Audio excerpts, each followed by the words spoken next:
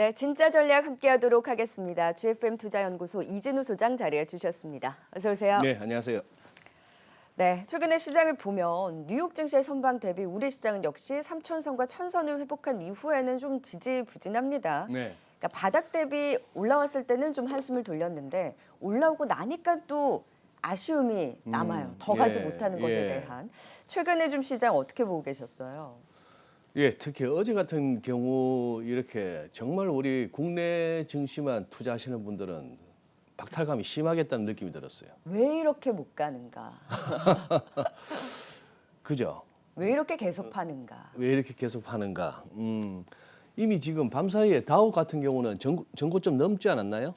다우는 이제 상승세를 이어갔죠. 네, 네. 다우는 거의 뭐 전고 네, 그렇죠. 사상 거의 최고치 뭐 바짝 다가서고 있고. 예, 그런 네. 상황이고.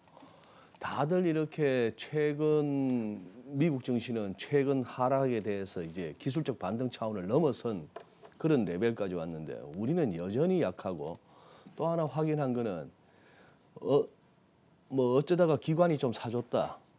그거 전혀 고마워하거나 기대 가질 거 없다는 게 또 확인되고 기관은 그냥 현선물 이렇게 연계한 차익 매매 이런 정도에 불과하더라 이거죠. 네. 현물 많이 샀다 싶으면 분명 뒤져보면 선물에서 팔고 있고 반대의 경우 반대고 그런 상황입니다. 지금 과연 뭐 앞선 콘에서 저기 유동훈 상무님하고 저 남민우 소장님이 어느 큰 손이 환경 기사 중에 큰 손들이 무슨 종목을 담았다. 이거는 도저히 우리 같은 개인들은 알 수가 없습니다. 네. 끝나고 나서 사후적으로 밝혀지면은 아 그런가 보구나. 아니면은 뭐 주간이 됐건 일간이 되었건 외국이나 기관의 순매수 상위 종목이 어떤가 장 끝나야 아는 거죠. 네. 뭐 그런 상황일 때 그걸 쫓아가 주느냐 마느냐의 이제 그런 판단인데 그거죠. 뭐 한 2천 몇백 개의 옛날에 의자왕은 삼천궁녀라 하는데 그 좁은 궁궐에 3천 명이 어떻게 묵었겠습니까? 과장이겠죠. 그러나 적어도 2천 플러스 알파의 궁녀가 있는데 이 중에 누가 승은을 입을지는 정말 우리 개인 투자자들은 정말 알 수가 없습니다. 그런 상황 하에서 그러니 저 같은 경우는 지수로 밖에는 시장 흐름을 갖다 쫓아갈 수밖에 없어요. 어느 업종이 어느 종목에 가겠습니다는 이거는 뭐 그야말로 신의 영역이고 그리고 세력들의 마음먹기 나름이니까 아무리 좋은 종목도 그들의 승은을 입지 못한다면은 늘 그냥 바닥에서 헤매고 있는 게 이 바닥의 속성이죠. 코스피 보시면은 어제 왜 막혔지 싶어서 기술적으로 뭔가를 건더기를 찾다 보니까 이거밖에 없어요. 일간 일목균형표 기준선에 그냥 머리 부딪히니까 밀렸습니다. 네. 그런 상황이고 지금 미국 같은 경우는 여기 고점에서부터 시작해서 이번 하락폭에 대해서 그것도 S&P 500 그래봐야 6%도 안 되는 낙폭에 우리는 12% 넘는 하락에 그러고 나서도 벌써 이런 식으로 피보나치를 끄면 뭐 휙휙 지금 제일 위에 있는 선 61.8% 넘고 있는데 우리는 아직도 여기 있는 거예요. 그러니까요. 이런 상황인데 자 여기서 그다음 주간으로 보시죠. 주간으로 보시면은 지난주 방송에서도 말씀드렸습니다만 이 두툼한 구름대 그리고 자칫 여기서 조금만 더 밀렸더라면은 작년 말 종가 2,873도 올 그런 상황까지 2,901에서 멈췄잖아요. 그렇게 아슬아슬하게 멈춘 상황 하에서 이제 반등이 나오는데 약하다는 것입니다. 그런데 이제 이렇게 봅니다. 기술적으로 봤을 때 특히 이제 좀 전에 데일리로 봐서도 그렇고 여기서도 조금 애매하고 위클리로 보면은 느낌상 이렇게 파동이 보입니다. 3,316 이후에 이렇게 내려오는 가운데 5개가 보여요. 쿵쿵쿵쿵쿵 해서 5개 1, 2, 3, 4, 5가 보입니다. 1, 2, 3, 4, 5가 보이는 와중에 자 조금 더 바깥에 가지고 뭐 수급에서 그렇게 안 꼬인다면은 반등이 여기서 그러면은 3,100원 가져도 되는 거 아닌가 싶은 거예요. 그동안 떨어졌던 거의 절반. 네. 그런데 그 전에 지금 3,060이 버거운 겁니다.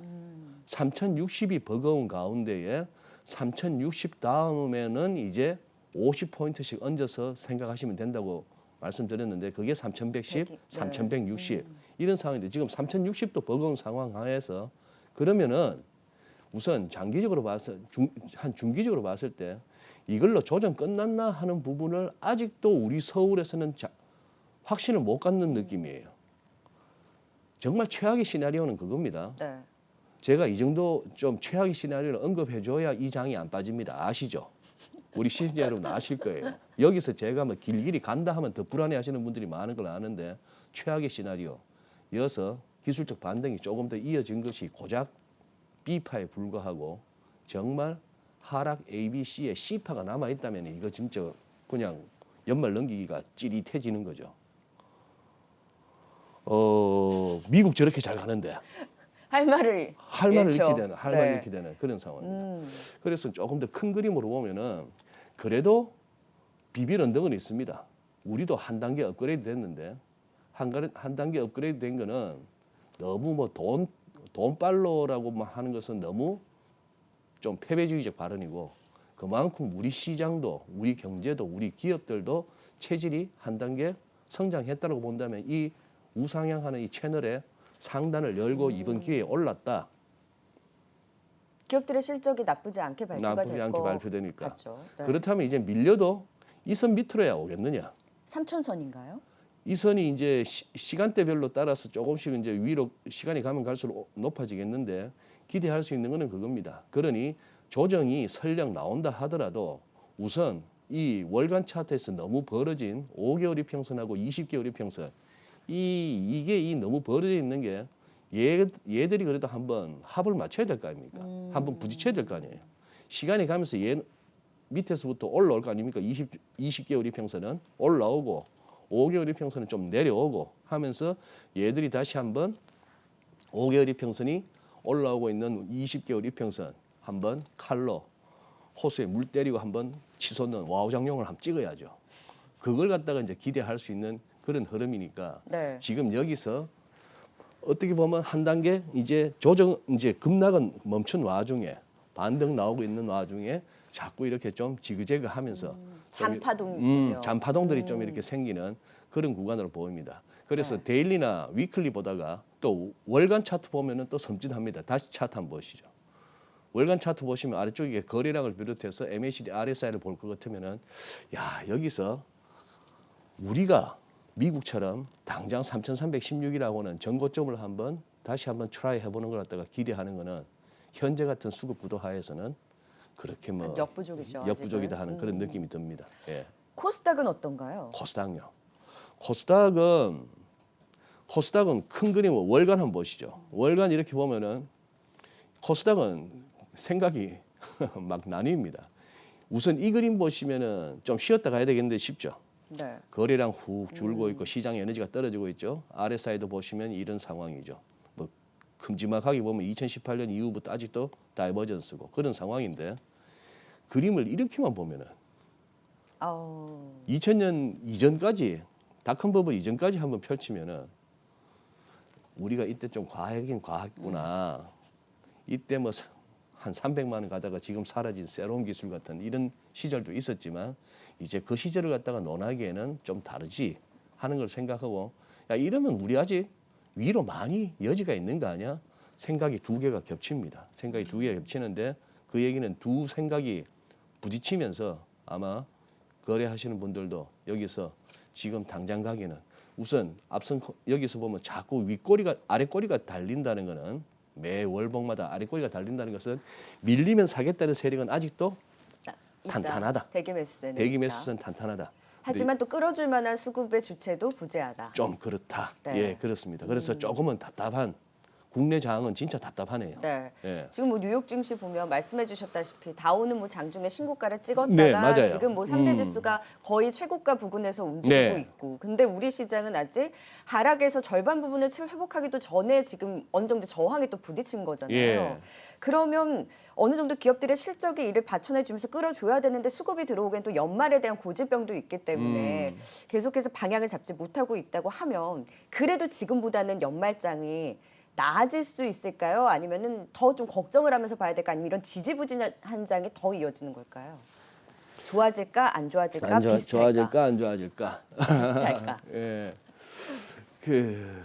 모르겠습니다. 지금 이제 제가 너무 신의 영역을 여쭤봤나요? 그런 거죠. 어쨌거나 지금 우리 장은 어려워진 것은 한번 대차게 꺾였다는 것은 지금 시장에 이렇게 물린 세력이 있다는 거죠. 자, 시장이 한번 그렇게 되면 이제 힘든 거죠. 그냥 쭉쭉쭉 계속 신고가를 갖다가 열고 갈 때는 가는 데까지 가보자 하는 분위기지만 한번 크게 꺾였기 때문에 네. 이제는 올라올 때마다 자꾸 대기 매물 내지는 뭔가 이렇게 뭐 차익 실현이 되건 손절이 되었건 간에 이쯤 왔으면 팔겠다는 세력들을 자꾸 의식해야 되는 그런 이제 버거운 그런 네. 상황이죠. 미국도 사실은 궁금합니다. 여기서 주요 지수들이 더블탑에 안 거치고 열어버린다면은 진짜 이제는 정말 열리는 장. 열리는 장. 뭐 그것이 버블이든 아니든 간에 열리는 장이고 자 그런 걸 앞두고 있는 상황이죠. 이제 그런 상황인데 지금 이제 중국 부분이 어떻게 작용할지가 궁금합니다. 좀 경기 둔화에 대한 우려가 있는 것 같아요. 경기 둔화. 부양책이 나와줘야 되는데 그거에 네. 대한 시장 기대가 어느 정도 있지만 또 그것이 나오지 않는 거에 대한 실망감도 있는 것 같고. 맞아요. 지금 윤석열 앵커님 같은 경우는 이거 말이에요. 네. GDP 성장률 말이에요. 네. 이번에 전년비 4.9% 나왔습니다. 전년비 4.9% 성장으로 나왔는데 이 수치 처음에 보셨을 때 네. 느낌이 왜 저렇게 낮아 싶으셨어요? 저렇게나 많이 나와 어느 쪽이셨어요? 5%가 안 된 내에 저는 조금 더 포커스를 뒀던 것 같아요. 어허. 저는 그런데 사실 이걸 보고 야 5%를 그러니까 기대치가 그렇게 그래도 좀 높다라고 보시는 건가요? 그러니 전분기 2분기에 7.9% 성장 전년비 네.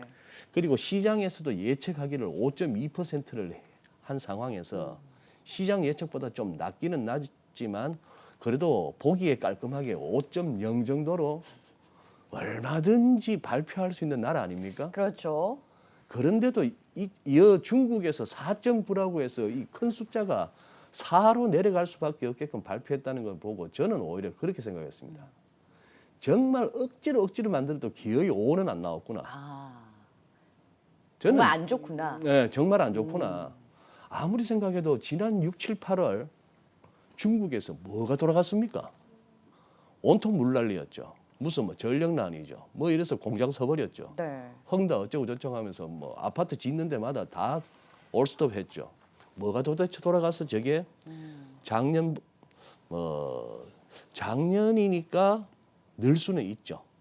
작년 6, 7, 8 이제 뭐 한참 코로나 벗어나기 시작했던 중국 말로는 자기들은 벗어났다고 시작했고 이거 언제 벗어날지는 코로나 바이러스 달려 있는 게 아니고 정치인들 마음먹기 달린 겁니다. 전 네. 세계적으로 앞만 봐도 그런 상황인데 그거 하고 그 다음에 이것도 전분기 대비 이렇게 모멘텀이 약해진다 하는 부분 0.2% 시장 예측보다도 너무 낮죠. 전분기 대비 요즘 다들 전월비 전분기 해서 모멘텀 차원에서 이렇게 자꾸 호불호를 따지려고 하는데 오히려 전년비보다 전분기 대비는 오히려 중국은 더 안 좋은 상황. 그리고 산업 생산은 이렇게 부진한 가운데에 그나마 소매 판매는 좋더라. 이거는 네. 미국도 마찬가지죠.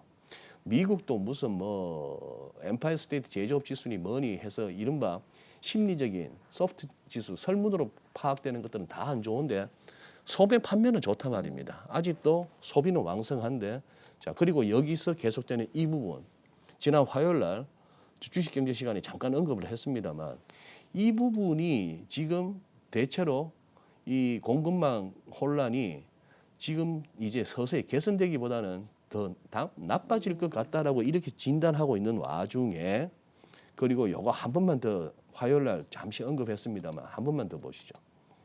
지금 이 총수요 곡선이 오른쪽으로 간 거는 이해되시죠? 금리를 확 낮추고 돈을 막 풀어제끼고 실업급여도 회사 뭐 취직 안 해도 더 손에 들어오는 게 많을 만큼 막 펑펑 쏘아주고 이런 게 수요 진작책이었습니다. 수요가 확 늘은 거죠. 오른쪽으로 갔습니다. 오른쪽으로 갔는데 지금 현재 회자되고 있는 공급망 교란은 이 총 공급 곡선을 갖다가 너무 줄여놨어요. 너무 왼쪽으로 끌고 가버렸어요. 네. 그 얘기는 결국 물가는 물가대로 올라가고 가격은 물가는 물가대로 올라가고 이 균형점에서 이쪽으로 내니까 치우쳐지네요. 전반적으로 생산량은 줄고 자 그러면 생산량이 줄고 성장이 준다 소위 말하는 경기 침체고 물가가 오른다, 인플레이션이고. 그래서 자꾸 스태그플레이션적인 상황 뭐 이렇게 얘기를 하는데 이거는 이제 개념적인 설명이고 진짜 총 공급이 어느 정도 줄었느냐 하는 부분. 그리고 이게 지금 이제 미국에서 주 7일 24시간 계속해서 하역을 하고 막 풀로 돌리고 해서 그러면 공급망을 풀겠느냐. 공급망은 풀린다 하더라도 진짜 저쪽에서 공급이 잘 되느냐 하는 부분. 이런 부분들이 있습니다만 어쨌거나 지금은 이런 부분들에도 불구하고 중국도 차라리 우리보다 나았고 미국도 우리보다 나았고 우리 한국 시장은 이렇게까지 되고 이게 이쯤 되면은 네. 이쯤 되면 한번 여의도 광장에 한번 다 모여야 되는 거 아닙니까? 정책 당국, 금융 당국, 투자자, 투자협회 우리만 왜 이러냐 정도. 그러니까요. 예. 진짜 왜 이럴까요? 근데 환율이 최근에 좀 어느 정도 안정을 찾았잖아요. 예. 그럼 환율이 다시 튈 가능성도 염두에 둬야 되겠네요. 환율요? 네. 예. 환율은 일단 꺾였으니까 어디까지 갈 수 있는지를 한번 보시죠. 이거 지금 뭐 우리 무역 수지, 경상 수지 이런 걸로 설명 안 됩니다. 그리고 우리 심리도 잘 이해가 안 돼요. 오히려 지난달에 달러화 예금이 거주자 외화 예금이 오히려 16억 달러 늘었습니다. 이 정도까지 환율이 올라오면은 보유 달러를 갖다가 뭐 내고를 하든 달러와 예금을 들고 있던 것도 좀 원화로 환전하든 그런 식으로 기대가 될 만한 상황인데도 오히려 늘었다 하는 거는 어쨌거나 경제 주체들의 달러 보유 심리는 상당하다는 것이고 자 지금 여기 보시면은 현재 1차적으로 생각해 볼 만한 레벨까지는 왔고요. 여기서 이제 1170도 깨지면 이제 1155원까지는 열어두자 말씀입니다. 근데 그 장이 올라는지 이 정도에서 돌지는 모르겠는데 생각할 수 있는 거는 이거죠. 자, 달러 인덱스도 한번 막힐 만한 데가 왔으니까 왔습니다만 오늘 드리고 싶은 말씀은 이겁니다. 지금 이러다 보니까 우리하고 지금 중국과 일본이라는 데는 수출 시장에서 굉장히 우리와 부딪히는 데죠. 지금 달러엔 환율 그동안에 길길이 뛰었던 거 아시죠? 뭐 114엔 어쩌고 일각에서는 네. 또 엔캐리 트레이드 재개 이런 식으로 얘기하는데 자 엔원 환율 이렇게 떨어진 거 보세요. 자 달러원 환율을 나누기 달러엔 이것이 지금 엔원인데 우리는 그동안에 치솟았고 우리는 조금 그다음에 이제 떨어졌습니다. 최근에 이제 1200원 찍고 나서 떨어졌고 달러엔 환율은 계속 올라가고 하니까 지금 이게 얘는 낮아지고 얘는 올라갔으니까 떨어지게 돼 있죠. 떨어지게 돼 있는데 이게 어느 정도 100엔당 1,080원 하던 게 지금 1,020원대까지 왔으니까 이 얘기는 뭐다? 엔화가 싸졌다. 즉 엔화 저기 일본 제품의 가격 경쟁력이 높아진 거예요.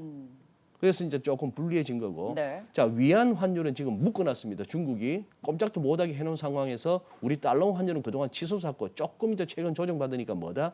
위안 환율은 올라갔습니다. 그러면 이 말은 위안화 표시 제품은 비싸졌다는 얘기니까 우리는 중국 제품에 대해서는 경쟁력은 있다는데 이 두 개에 있어서 유의할 거는 뭐냐 하면은 중국 제품에 대해서 우리가 경쟁력을 갖췄다. 가격으로 경쟁력을 갖췄다 하지만 따져보면은 우리가 만드는 게 없어요. 그럴 만한 게. 다 중국으로 넘어가 있어요. 네. 반면에 일본하고는 어떻게 되죠? 뭐 자동차가 되었건 가전이 되었건 뭐가 되었건 경쟁을 하죠. 진짜 부딪히는데 일본은 지금 일본산은 가격이 싸진 거예요.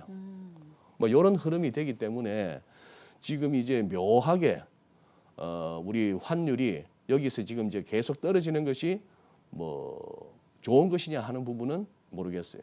그럼 환율에 대한 방향성에 대해서도 일단 지금 모호해진 거잖아요. 모호해진 거죠. 네. 그러면 지금 우리 시장만 못 가고 환율의 방향성도 그렇고 지금 또 문제가 되는 것이 비트코인 가격은 뭐 사상 최고가까지 찍으면서 네. 그 전에도 얘기를 했었죠. 가상 자산으로 그럼 또 이 증시 자금이 답답하다 보니까 또 더 빠져나가는 거 아닌가라는 우려가 있는데 네. 이 비트코인의 최근의 상승세는 어떻게 보셨어요?